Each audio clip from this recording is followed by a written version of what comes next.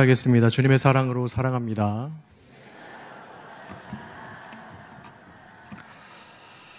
네, 오늘 말씀을 통해서 하나님께 은혜 입은 노아에 대한 이야기를 할 텐데요. 그 말씀을 통해서 우리도 이 시대를 살아가는 우리도 하나님의 그 은혜를 입으면서 살아가는 그런 삶이 되길 소망합니다.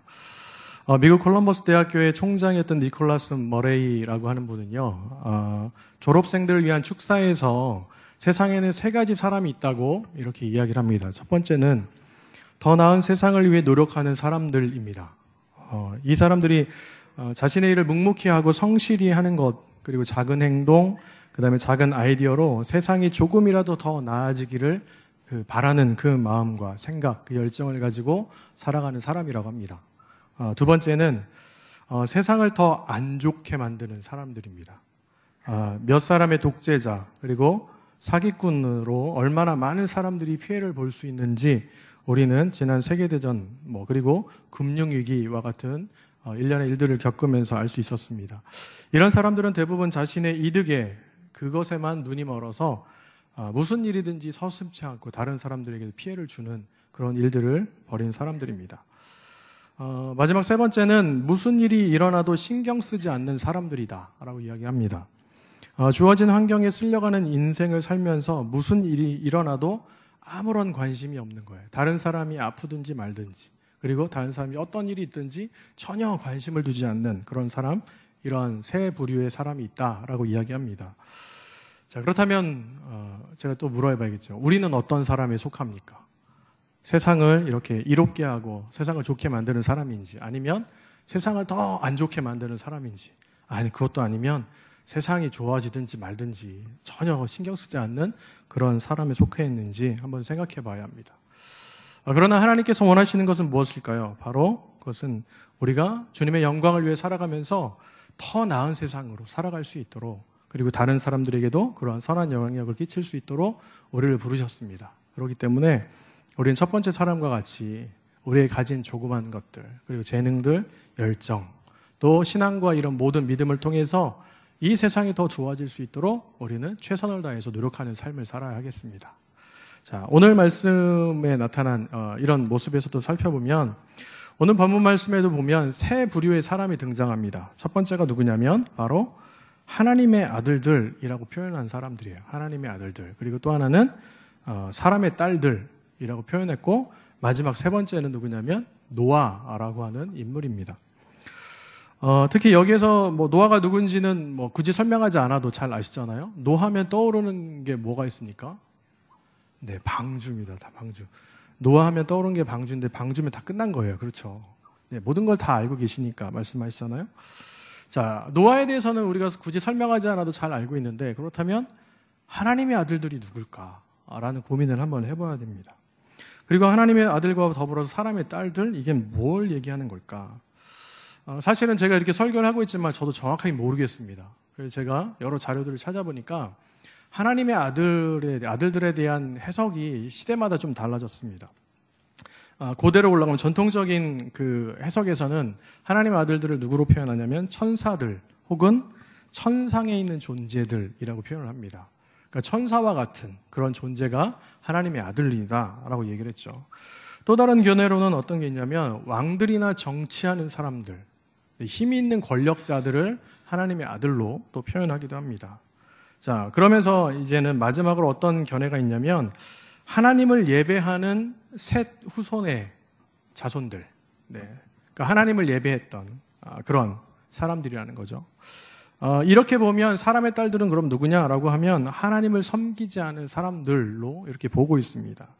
자, 해석이 어찌 되었던 간에 하나님의 아들들이 사람들의 딸들의 아름다움을 보고 자기가 좋아하는 모든 여자를 아내로 삼았다라고 표현하는 이 방법은 굳이 설명하지 않아도 하나님의 방법은 아니었던 것 같습니다.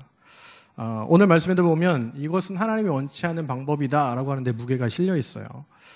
이처럼 본문 말씀은 노아의 홍수 사건 이전에 인간들의 악행이 얼마나 심각했는지 우리에게 잘 묘사해주고 있습니다. 그렇다면 이처럼 인간의 악행이 만연했을 때 오늘 말씀의 주인공인 노아는 과연 어떠한 삶을 살았기에 하나님의 은혜를 입을 수 있었는지, 그리고 그 삶을 통해서 오늘을 살아가는 우리도 정말 어렵고 힘든 시대 가운데서도 하나님의 은혜를 어떻게 우리가 입을 수 있는지를 한번 생각해보는 시간이 되었으면 좋겠습니다. 자, 그렇다면 노아의 그때는 언제였을까요? 은혜 입은 노아의 시기는 이러한 시기입니다. 제가 설명을 해드릴게요. 첫 번째는 뭐냐면 노아는 바로 위기의 때에 은혜를 입었습니다. 네. 오늘 본문 말씀에 시작된 1절의 말씀을 보면 이런 말씀이 나옵니다. 노아가 현재 직면한 때에 대해서 얘기하는데 바로 사람이 땅 위에 번성하기 시작한 때라고 이야기를 합니다. 우리 1절 말씀에 이렇게 말씀하죠. 사람이 땅 위에 번성하기 시작할 때에 이렇게 표현을 합니다. 자, 여기에서 번성하다라고 하는 단어는요, 참 재밌습니다. 히브리어 단어로 라바브라고 하는 이 단어를 쓰는데 이것은 우리가 창세기 6장 1절에 처음 등장하는 말이에요. 번성하다. 여기서 표현하는 단어가요. 자, 그런데 이 단어를 들어본 적이 있지 않으세요? 창세기 6장 이전에? 어디서 들어보셨죠? 네, 다 아시잖아요. 그렇죠? 창세기 1장에 보면 처음 나오는 단어는 1장 22절에 있고요. 두 번째 나오는 게 1장 28절에 있습니다. 하나님께서 천지를 다 창조하시고 마지막에 사람을 창조하셨어요. 그리고 어떻게 말씀하셨죠? 그들에게 복을 주시면서 이렇게 말씀하시죠. 생육하고 번성하여 땅에 충만하라. 네. 여기서 번성이 나오잖아요. 그렇죠? 그런데 찾아봤어요. 이 번성과 이 번성의 다른 점이 뭘까? 네, 히브리 단어도 사실은 다르게 쓰더라고요. 지금 6장 1절에 나오는 라바브라고 하는 단어, 이 많다, 숫자가 많은 걸 의미합니다. 그런데 이 창세기 1장 28절에 나오는 번성하라라는 말씀을 라바라고 하는 단어를 써요. 점점점 숫자가 많아지다, 늘어나다라는 뜻이 있습니다. 이 두 단어가 달라요. 고민을 했어요. 하나님께서는 분명히 복을 주시면서 너희들 땅에 번성해서 충만해져라, 많아져라 라고 하셨는데 왜 이 번성된 것이 잘못된 걸까? 이 고민을 해봤습니다. 제가 이 고민을요, 두 단어를 가지고 2시간 고민했어요. 2시간 반 정도 고민했어요. 왜 다를까? 결론은 이런 거였습니다. 하나님을 떠나서 죄 가운데서 이루는 번성은 더 이상 축복이 아니고 저주라는 거예요. 이해되시죠?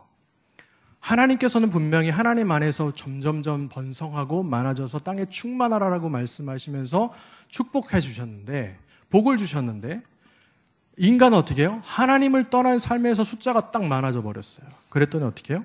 하나님이 더 이상 필요 없는 거예요. 이 충만함은요, 하나님의 충만이 아니에요. 하나님께서 원하시는 축복이 아닙니다. 그렇기 때문에 어떻게 해요? 우리는 번성이 아닌 하나님과 함께하는 삶을 살아가야 되는데 오히려 하나님이 없는 번성을 추구하니까 이것이 죄악이 되었다라는 거예요. 여러분들, 많은 게 중요한 게 아니에요. 기독교에서 우리 기복신앙이 있지 않습니까?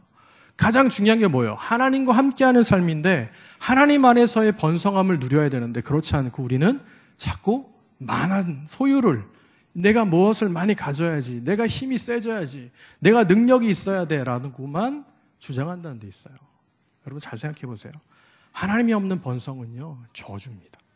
오늘 말씀해 보면 사람이 땅 위에 번성하기 시작할 때 이 시작, 하나님 없이 이 많아진 숫자가요, 이제는 어떻게 해요? 죄, 심판을 해야 되는 그런 모습으로 치닫게 되었다라는 겁니다. 그러니까 중요한 것은 무엇일까요? 바로 하나님과 함께하는 삶, 하나님과 함께 번성하는 삶이 중요합니다. 앞에 선행되어지는 것이 더 중요합니다. 하나님과 함께하는 삶, 이것이 바로 하나님께서 원하시는 라바, 이 번성의 의미입니다. 우리도 그런 삶을 살기 소망합니다. 또 두 번째는 어떤 때였을까를 보면 노아가 살고 있던 시기, 위기의 때는요, 바로 아름다운 모든 것을 택할 때였다라고 표현합니다. 2절에 있는 말씀인데요. 여기에서도 보면 아름답다라고 하는 단어를 쓰고 있어요. 여러분들 아름다운 걸 좋아하세요? 아름답지 않은 걸 좋아하세요? 왜요? 예쁘니까. 네, 아름다운 건 예쁘니까. 그렇죠? 네, 맞습니다. 우리는 다 본성적으로 아름다운 것을 택해요. 그런데 왜 여기에서는 아름다운 것을 택하는 것이 왜 나쁠까를 생각해 봐야 돼요. 여기서 아름답다라고 하는 것은 히브리어로 토브라고 하는 단어를 씁니다. 이 아름다움, 이 단어가 언제 쓰신 줄 아세요? 하나님께서 천지 창조를 딱 하시고 뭐 끝에도 말씀하시지만 마지막으로 결론적으로 사람을 창조하시고 어떻게 해요? 심히 보시기에 좋았더라. 이 좋다가 바로 토부예요. 이 아름다움이 토부예요. 그러니까 뭐예요? 너무너무나 좋은 거예요. 너무너무 좋고 너무 좋아서, 아름다운 게 너무 좋아서 하나님께서 그렇게 막 마음에 감동이 있게 하신 말씀입니다. 자, 그런데 왜 그 아름다움을 보고 이렇게 자기들이 좋아하는 대로 이렇게 모든 여성을 또 아내로 삼고 했던 게 왜 나쁠까? 왜 잘못된 걸까를 생각해 봐야 돼요. 그것은 바로 이거예요. 앞에서 말한 번성과 같은 의미일 수도 있는데요. 하나님이 없는 번성이, 즉 하나님과 함께하지 않는 번성이 죄악으로 인해서 타락하는 것과 같았다면, 마찬가지로 하나님이 보시기에 좋은 것이 아니라 이제 뭐예요? 사람이 보기에 좋은 것을 택했다라는 데 있어요. 보는 주체가 달라졌어요. 하나님이 보시기에 좋은 것을 우리가 택하고 그 방법으로 살아가야 되는데, 다시 말하면 하나님의 방법으로, 하나님의 방식으로 살아가는 것이 하나님께서 원하시는 것인데, 그게 아니고 사람이 보기에 좋은 방법으로 택한다는 거예요. 옆에 계신 분을 바라보면 아름다우시죠? 네.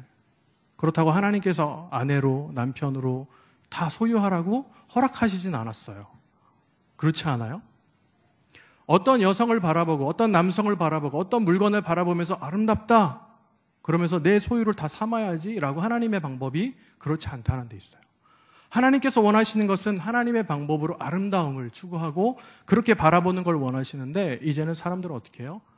내 방법으로, 내가 원하는 대로, 그 방식으로 이제는 아름다움을 추구하고 내 소유를 만들기 위한 죄를 짓습니다. 여러분들 잘 생각해 보셔야 돼요. 하나님이 원하시는 건지, 내가 원하는 건지, 헷갈리지 마세요. 우리는 무엇을 추구해야 되냐면 하나님께서 원하시는 것, 하나님 보시기에 아름다운 것을 택하여 살아가야 합니다. 노아의 때는요, 사람들이 보기에 아름다운 것을 택하며 살아갔던 그 시기입니다. 그래서 죄악이 만연했고 위기의 시기였습니다. 자, 세 번째, 어떤 또 시기였을까요? 노아가 살았던 시기는요, 바로 하나님의 영과 함께 하지 않는 그런 시대였다라는 데 있어요.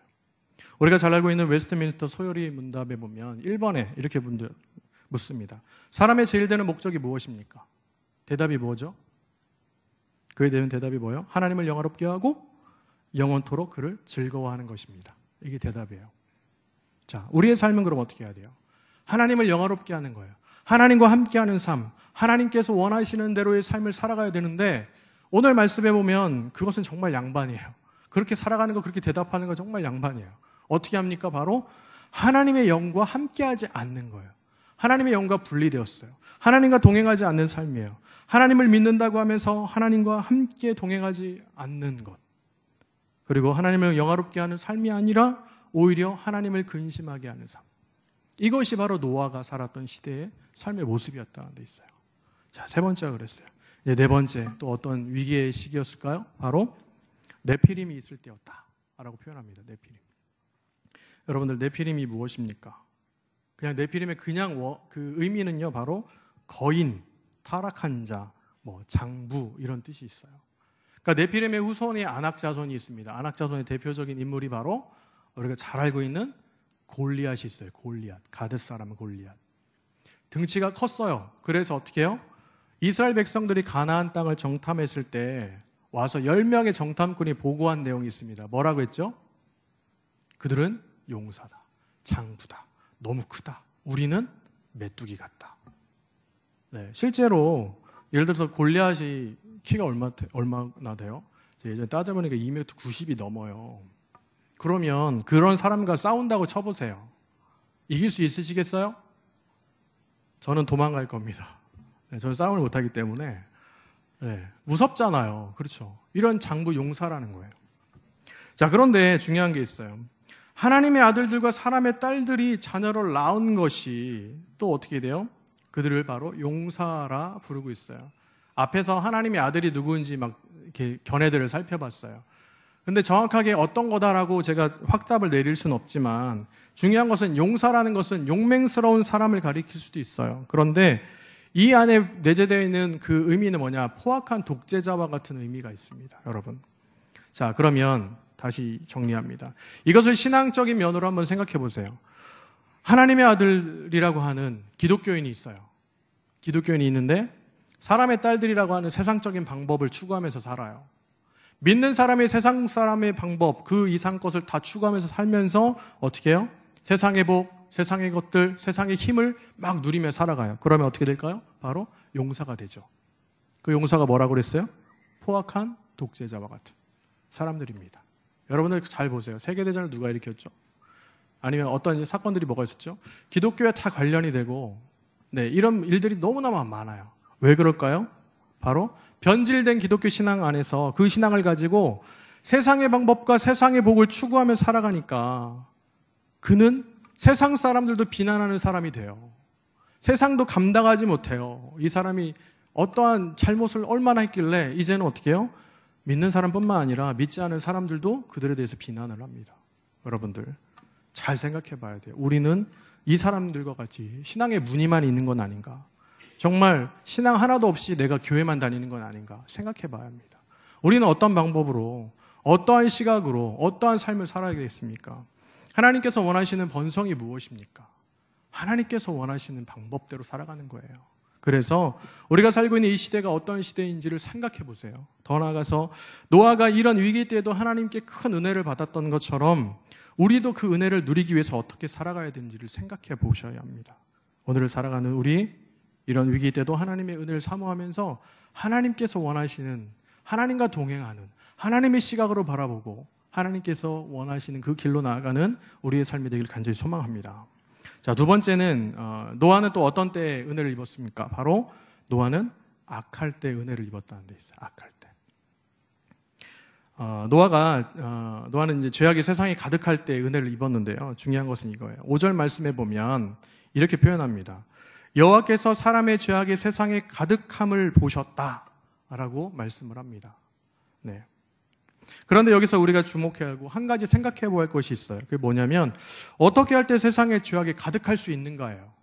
여러분들, 다시 말하면 세상에 죄악이 가득하다는 것은 무엇을 의미합니까?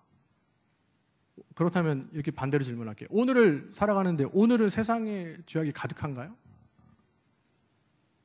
그렇다고 몇 분 끄덕거리셨어요. 세상에 죄악으로 가득 차 있어요? 잘 모르시겠죠. 네. 원래 세상은 악하다라고 또한 선하다라고 표현할 수가 없습니다. 그렇지 않나요? 세상이 악하다, 세상이 선하다. 세상 왜 어떻게 악할 수 있고 선할 수 있습니까? 하나님께서 세상을 창조하신 후에도 뭐라고 말씀하셨냐면 심히 보시기에 좋았다. 네, 물론 이 좋았다, 아까 토부 말씀드렸잖아요. 이 토부가 아름다움도 있지만 선하다라는 의미도 있어요. 네, 그래서 선하다, 좋다, 아름답다 라고 표현할 수 있지만 하나님께서도 세상을 딱 창조하시고서 야, 세상은 악해, 죄악이 가득했어 이렇게 표현하지 않으셨어요. 그렇다면 왜 오늘 말씀에는 이렇게 표현할까요? 죄악이 세상에 가득할 때였다. 왜 표현할까요? 그것은 이런 거예요. 그 시대를 살아가는 사람들에게 달려 있습니다. 그 시대를 살아가는 사람들이 악하면요, 세상이 죄악으로 가득 차 있는 거예요. 그들의 죄악이 세상에 가득할 때 그 시대를 악하다라고 표현할 수 있습니다. 그러니까 세상이 악하다라고 표현하는 것은요, 오늘을 살아가는 시대가 만약에 그러면 우리가 죄악된 삶을 살아가고 있는 거예요. 여러분들 잘 보셔야 돼요. 이처럼 그 시대를 살아가는 사람들이 어떠한 삶을 살아가는지에 따라서 그 시대를 평가할 수 있게 됩니다. 노아의 시대는요, 사람들이 악한 삶을 살았어요. 대부분의 많은 사람들이 악한 삶을 살았기 때문에 그 죄악이 세상에 가득했다라고 표현할 수 있어요. 그렇다면 오늘날 우리가 살아가는 이 세상을 악하지 않고 선하게 만들려면 어떻게 해야 돼요? 아니요. 나부터 선하게 살아가야 돼요. 그러면 세상은 어떻게 해요? 선한 세상이 됩니다. 저 사람 때문에 안 돼가 아니에요. 나 때문에 안 되는 거예요. 여러분, 이것을 잘 생각해 보셔야 합니다. 이처럼 노아는요, 그 시대, 노아가 살았던 시대는 바로 대부분의 많은 사람들이 이 죄악을 짓는 악한 삶을 살았던 그 시대였습니다. 자, 또한 노아는요, 사람들의 마음이 항상 악할 때 은혜를 입었습니다. 여러분은 어떤 사람을 이렇게 평가하거나 이렇게 바라볼 때 어디부터 어떤 부분을 가장 중요시 보십니까? 네. 옆에 있는 분 바라보라고 하면 좀 그럴 수도 있으니까 머릿속에 한번 상상을 해보세요. 나는 이 사람을 평가할 때 어디를 가장 먼저 본다. 어디 보시나요? 외모나 뭐 키, 소유한 재력, 네, 뭐 학벌 이런 거 보시나요? 아, 이 사람 돈이 많대. 네, 이런 거 보세요. 우리 청소년분들은 뭘 봐요? 네, 그럼 생각해 보세요. 자, 그래서 잘생기고 외모가 예쁜 사람들, 그런데 키도 커요. 더 나가서 고학력이야. 네, 고학력입니다. 그런데 부자예요. 야, 이런 사람들 정말 뭐라 그래요? 좀 지난 말이지만 엄친아라고 예전에 그랬죠. 엄친아. 이런 말을 딱 만들어 갖고 뭐예요? 엄마 친구 아들입니다. 엄친아는. 네. 네. 우리 아들은 안 되는데 엄마 네, 이런. 그러니까 이런 얘기를 왜 해요? 야, 완벽하다. 막 사람들이 다 부러워할 만한 그런 스펙을 가지고 있는 사람들이죠. 정말로 앞에 나열한 것이 그 사람을 평가하는 기준이 될까요? 네. 사람은 그렇게 볼 수 있어요. 잘생기고 그 다음에 키도 크고 공부도 잘하는데 가진 것도 많아요. 그러면 야, 저 사람 훌륭한 사람이야 라고 평가할 수도 있어요. 그러나 하나님은 그렇지 않으십니다. 우리가 잘 알고 있는 말씀처럼 하나님은 어떻게 해요? 사무엘상에 보면 하나님은 외모로 사람을 보지 않으시고 뭘로 보신대요? 중심이에요. 중심. 그런데 여기서 말하는 중심이 히브리어로 레바브입니다. 이 레바브가 무슨 뜻이냐면 마음이에요. 마음. 다시 말씀드리면 하나님은 사람을 외모로 보지 않으시고 그 마음을 보신다는 데 있어요. 여러분들, 가장 중요한 건 이겁니다. 하나님은 사람을 보실 때 외모를 보시지 않아요. 그 마음을 보신다는데요. 그 마음 가운데 어떤 생각을 하고 있는지, 그 마음이 하나님을 향해 있는지, 그 마음이 악한지 선한지를 보셔요. 근데 오늘 말씀해 보니까 5절에 보면 뭐래요? 항상 사람들이 마음에 계획하는 것이 항상 악하대요. 이 사람은 어떻게 해요? 하나님께서 보시는 평가 기준에서 악한 거예요. 악한 것으로 끝났어요. 여러분들, 그렇다면 우리의 마음은 어때야 될까요? 우리의 마음은 선해야 되겠죠. 하나님 원하시는 마음을 가지고 있어야겠죠. 자, 이런 시대, 모든 사람들의 마음 가운데 항상 악한 그런 시대 가운데가 바로 노아가 은혜를 입었던 시대였습니다. 자, 또 한 가지. 그런 이유로 하나님께서 어떻게 합니까? 바로 인간들을, 사람을 지으신 것을 한탄하시는 때였습니다. 한탄. 제가 말씀을 준비하면서 그런 생각을 해봤어요. 창세기 1장 28절에 보면 이렇게 말씀합니다. 하나님이 그들에게 복을 주시며 하나님이 그들에게 이르시되 생육하고 번성하여 땅에 충만하라. 땅을 정복하라. 바다의 물고기와 하늘의 새와 땅에 움직이는 모든 생물을 다스리니라 하시니라. 아멘. 좋으시잖아요. 하나님께서 우리를 이렇게 복 주시고 이렇게 하시길 원하시는 거 너무나 감사하잖아요. 그 반면에 제가 이 생각을 해봤어요. 사람이 태어나서 가장 듣는 말 중에 저주스럽고 비참한 말이 뭘까? 뭐라고 생각하세요? 제가 고민하다가 이런 생각을 해봤어요. 만약에 누군가가 저를 가리켜서 이렇게 얘기해요. 아, 저 녀석은 왜 태어났는지 모르겠다 라고 한다든지, 저 녀석은 차라리 태어나지 않았으면 좋을 뻔했다 라고 하는 이 태어난 것에 대한, 이 존재에 대한 탄식을 만약에 한다면, 네, 저희 부모님이 저를 아는 사람이 만약에 그렇게 얘기한다면, 네, 저로 하니까 별로 가슴이 안 와닿으시죠. 여러분들을 향해서 어떤 분이 부모님이 그러셨어요. 쟤는 왜 태어났는지 모르겠어. 쟤는 차라리 안 태어났으면 좋을 뻔했다 라고 한다면 여러분 어떤 마음이 드시겠습니까? 저는 정말 몇 날 며칠 울 수도 있어요. 펑펑 울 것 같아요. 가슴이 너무 아파가지고. 내가 그런 못된 인간인가? 내가 그런 삶을 살았나? 내가 차라리 이 땅에 사라지는 것이 나을까? 그런 고민하지 않겠어요? 그런데 오늘 말씀해 보면 하나님께서 이스라엘 백성들, 이스라엘은 아니죠. 이 당시 살았던 사람들을 향해서 뭐라고 하세요? 내가 이 사람들을 지은 것을 후회한다 이거예요. 한탄한다. 내가 왜 사람을 지었을까? 차라리 너희들은 안 나면 좋을 뻔했는데. 왜요?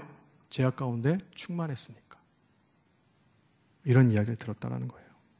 하나님의 형상으로 지음받은 사람, 그 사람이 이제는 축복이 아니라 하나님께서 이제 어떻게 해요?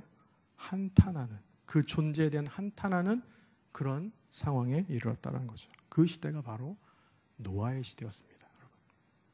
그뿐 아닙니다. 하나님의 영광을 위해 살아가야 할 사람이요, 이제는 하나님 마음에 근심이 되어지는 그런 삶을 살았어요. 근심이 뭘까요? 근심은 마음의 고통을 주고 상처를 주는 행위예요, 여러분. 다시 말하면 사람들이 죄악으로 인해서 하나님 마음에 고통을 주는 거예요. 하나님 마음을 아프게 하는 거예요. 상처를 줘서 너무나 고통스럽게 아프게 하는 것이 바로 근심입니다. 그 결과 어떻게 될까요? 7절에 보면 이렇게 말씀하십니다. 이르시되 내가 창조한 사람을 내가 이 지면에서 쓸어버리되 사람으로부터 가축과 기는 것과 공중의 새까지 그리하리니 이는 내가 그것들을 지었음을 한탄함이니라. 마음이 얼마나 아프면 이런 말씀을 하셨겠어요, 여러분들. 그런데 더 놀라운 사실이 하나 있더라고요. 뭐냐면 하나님의 심판이요, 사람에게 국한되어 있지 않아요. 분명히 사람들이 죄악된 삶을 살았기 때문에 사람을 싹 쓸어버려야지 라고 하신 게 아니고 사람과 더불어 어떻게 해요? 가축과 기는 것과 공중의 새까지 이렇게 지면에서 쓸어버리겠다. 아니, 그들은 죄가 뭐가 있어요? 사람이 죄 가운데 있었지 짐승에 무슨 죄가 있어요? 그런데 어떻게 해요? 하나님은 그렇게 하신대요. 왜 그럴까요? 분명히 하나님께서는 사람에게 창조하시고 이 모든 생물을 잘 다스릴 권한을 주셨어요. 다시 말하면 주인 잘못 만난 거죠. 주인이 너무나 악해요. 그러니까 어떻게 해요? 같이 심판당하는 거예요. 여러분들 잘 보세요. 우리가 잘못하면, 우리가 맡은 소임을 잘못하면 어떻게 돼요? 우리만 혼나는 게 아니에요. 밑에는 같이 갑니다. 그러니까 하나님께서 우리에게 맡기신 이 청지기로서의 사명이 있습니다.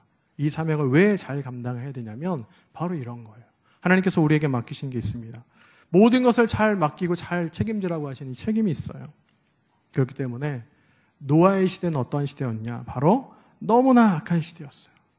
하나님을 떠났고 하나님 마음에 상처를 주고 존재적인 왜 태어났으면 차라리 안 나는 게 나을 뻔했겠다. 존재적인 한탄을 받았던 시대가 바로 그런 시대였습니다. 자, 이제 노아가 살았던 시대가 조금 이해가 되시죠? 안 되시면 다시 처음부터 하겠습니다. 이해되시나요? 네, 이해되시죠? 자, 그런데 이러한 상황에서 노아가 어떻게 은혜를 입을 수 있을까? 이것을 한번 고민해 봐야 합니다. 이제 마지막인데 이런 거예요. 노아는 그런 시대에 은혜를 입었습니다. 자, 어떻게 했길래 노아가 은혜를 입었을까요? 바로 이런 거예요. 노아는요, 은혜를 입었던 첫 번째 이유가 이겁니다. 의인이었다는 거예요. 의인. 자, 이제 생각해 볼게요. 자, 의인이란 뭘까? 의인은요, 죄의 길을 피하고 하나님의 법에 순종하는 사람을 뜻합니다. 다시 말하면 하나님의 방법과 하나님의 방식으로 세상을 살아가는 사람을 의인이라고 말하고 있어요. 의라고 부르는 이 차디크라고 하는 단어에서도 마찬가지예요. 이 히브리 단어가 의미하는 것이 올바르다, 합법적이다, 의롭다, 진실하다라는 의미를 가지고 있어요. 그러니까 그런 의미에서 보면 노아는요, 하나님 앞에서 하나님의 방법, 하나님의 방식으로 살았던 올바르고 합법적이며 의롭고 진실한 사람이었어요. 여러분, 이게 중요합니다. 그런 삶을 살았기 때문에 노아는 어떻게 해요? 의인이었다. 의로운 삶을 살았다. 그래서 여호와 하나님께 은혜를 입을 수 있었다라고 말씀을 합니다. 자, 두 번째는 어떤 모습이었을까요? 바로 당대의 완전한 자였다라고 표현합니다. 여기서 말하는 당대는요, 같은 사람들 중에서라는 의미도 있어요. 그러니까 그 당대, 같은 사람들, 같이 살아가는 이 시대, 같은 시대의 사람들 중에서 그는 완전했다는 거예요. 그러니까 노아는 같은 시대를 살아가는 사람 중에서 완전한 사람이었는데, 그렇다고 하면 이 완전한 자가 의미하는 게 뭘까요? 여러분들 혹시 문자적으로 보면 흠이 없는 자다라고 볼 수 있는데, 그렇다고 해서 노아가 정말 도덕적으로나 윤리적으로 완벽한 삶을 살았고 죄가 전혀 없었다? 이런 의미일까요? 저는 그렇지 않다라고 봅니다. 왜냐하면 인간은 다 죄성이 있어요. 인간은 죄악함, 연약함이 있습니다. 조금만 유혹하면 넘어지려고 하고 조금만 얘기하면 타협하고 싶은 마음이 있어요. 노아는 안 그랬겠어요? 있을 수 있어요. 그런데 여기서 그럼 주는 의미가 뭘까? 이런 겁니다. 신앙적으로 하나님과의 관계가 밀접한 삶을 살았어요. 하나님과 함께 하려고 하는 삶, 그리고 하나님 명령에 순종하고 하나님께 올바른 예배를 드리는 삶을 살았습니다. 그러기에 우리가 잘 아는 바처럼 이렇게 홍수 사건 이후에 바로 한 게 뭐예요? 하나님 앞에 제단을 쌓고 제사를 드립니다. 그러니까 하나님과의 이런 관계가 되었다라는 거예요. 그리고 또 그런 삶을 살았기 때문에 이웃 사람들로부터, 주위의 이웃 사람들로부터 저 사람은 그런 사람이야 라고 인정받는 삶이었다라는 거죠. 이러한 신앙적인 삶을 살았기 때문에 위기와 악한 때에도 노아는요, 하나님께로부터 은혜를 입을 수 있었어요. 자, 세 번째, 노아가 이렇게 은혜를 입었던 이유는 바로 하나님과 동행하는 삶을 살았습니다. 하나님과 동행하는 삶. 제가 말씀을 준비하면서 노아가 어떤 사람인지에 대한 조금 더 다른 선지자를 통해서 증명하기 위해서 이런 말씀을 한 군데에 찾았습니다. 에스겔서 14장 14절에 보면 에스겔 선지자가 멸망해가는 정말 패악하고 죄 가운데 가득 찬 유다, 이스라엘, 예루살렘을 향해서 이런 선포를 해요. 비록 노아, 다니엘, 욥 이 세 사람이 거기에 있을지라도 그들은 자기의 공의로 자기의 생명만 건지리라. 나 주 여호와의 말씀이니라. 이게 무슨 말씀인지 아시겠죠? 유다 백성이 죄악 가운데 너무 있었어요. 이제 하나님의 심판을 선포해요. 그러면서 뭐라고 하냐면 아무리 정말 의롭고 뛰어난 당대 완전했던 노아나 다니엘이나 욥이 온다 해도 자기 생명만 건질 수 있지 너희들을 구원할 수 없다라고 얘기하는 거예요. 네. 반면에 이렇게 생각해 봤어요. 아니 도대체 이 사람들은 얼마나 의롭고 당대에 완전했기에 그 어려운 시기 가운데 자기의 생명을 구할 수 있지? 이런 생각을 해봤습니다. 여러분들 이런 생각 안 해보셨어요? 정말 시대가 악하고 무너져가고 죄악으로 심판받는 이 상황에서 어떻게 해요? 자기는 그 하나님을 향한 의, 하나님을 향한 그 믿음, 하나님을 향한 당대의 완전함 가운데서 자기의 생명을 건질 수 있다는 거예요. 바로 이것이 창세기 6장에 나타난 이 노아의 모습이었습니다. 오늘을 살아가는 우리도 그래야 되겠습니다. 시대가 악하다고 시대를 욕할 필요도 없어요. 손가락질할 필요도 없습니다. 비난할 필요도 없습니다. 시대가 악한 것은요, 우리가 악한 삶을 살고 있기 때문에 시대가 악한 거예요. 우리가 어떻게 살아가야 되겠습니까? 바로 노아와 같이 멸망하는 상황 가운데서 나 하나가 정말 하나님 앞에 의롭고 반드시 서가는 것이 하나님께서 원하시는 우리 신앙의 모습입니다. 이런 모습이 있기 때문에 노아가 은혜를 입었습니다. 자, 이제 마지막입니다. 그렇다면 노아가 은혜를 입을 수 있었던 마지막 이유, 바로 하나님의 말씀대로 다 준행했다는 데 있어요. 우리가 너무 노아에 대해 잘 아시니까, 노아는 우리가 잘 아는 바와 같이 하나님 말씀을 따라서 방주를 지었습니다. 네, 100여 년 가까운 그 시기 가운데 방주를 지었어요. 여러분들 생각해 보세요. 1년 아니고요, 10년 아니에요. 20년, 30년 아닙니다. 아무리 성경에 나와 있는 올해 연수를 가지고 살았다고 하지만, 그렇다면 우리가 80세를 만약에 평균적으로 사신다고 하면 한 20년 방주 지으실 수 있으시겠어요? 어렵습니다. 그런데 노아는 그렇게 했어요. 또 한 가지 뭐예요? 오늘 말씀에 있는 것처럼 하나님께서 원하시는 사이즈대로 했어요. 네, 층, 간, 고를 이렇게 다 맞췄습니다. 그리고 또 뭐예요? 하나님께서 원하시는 대로 하나님 말씀을 따라 혈육이 있는 모든 생물들을 그 말씀에 따라서 방주로 돌아오게 했어요. 네, 놀라운 거예요. 여러분들 그 홍수 기간 동안에 방주에 함께 지냈잖아요. 네, 그냥 이렇게 쑥 지나가잖아요. 한두 절 이렇게 했더라 끝 이렇게 지나지만 거기에서 그 엄청난 숫자의 동물들, 짐승들과 함께 생활한다고 생각해 보세요. 네, 그 아이들이 스스로 밥을 먹을 수 있겠습니까? 그 아이들이 네, 스스로 배변을 하겠습니까? 다 했어야 돼요. 생각해 보세요. 그렇죠? 먹이 다 계속 줘야 되고요. 응가하면 치워줘야 되고요. 다 했어야 돼요. 그런데 어떻게 해요? 그것을 했어요. 그러고 나서 노아에 대해서 22절에 이렇게 평가하잖아요. 성경에서 이렇게 평가합니다. 노아가 그와 같이 하여 하나님이 자기에게 명하신 대로 다 준행하였더라. 이처럼 노아는요, 하나님 말씀대로 다 준행했습니다. 그러한 삶이 바로 위기와 죄악의 시대 가운데서도 노아가 하나님께 은혜를 입었던 이유였어요. 오늘을 살아가시는 성도 여러분, 우리는 어떻게 살아가고 있습니까? 시대를 탓합니까?